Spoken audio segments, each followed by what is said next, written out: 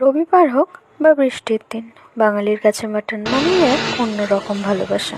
মাংসটাকে ভালো করে ধুয়ে নিয়ে তারপরে আলুটাকে ভালোভাবে ভেজে নিতে হবে এবং ওই তেলের মধ্যে বেশ কিছুটা পরিমাণ চিনি দিয়ে তার মধ্যে গোটা জিরে এবং তেজপাতা ফোড়নের জন্য দিয়ে দিতে হবে। তারপরে আগে থেকে কেটে রাখা পেঁয়াজ দিয়ে ভালো করে ভেজে নিতে হবে। তার মধ্যে আদা, রসুন, পেঁয়াজ, লঙ্কার পেস্ট দিয়ে হলুদ, লবণ এবং কাশ্মীরি রেড চিলি দিয়ে ভালো করে কষিয়ে নিতে হবে। বেশ কিছুক্ষণ কষানোর পরে তার মধ্যে টমেটো পিউরি দিয়ে দিতে হবে এবং ধনে জিরে গুঁড়ো দিয়ে দিতে হবে।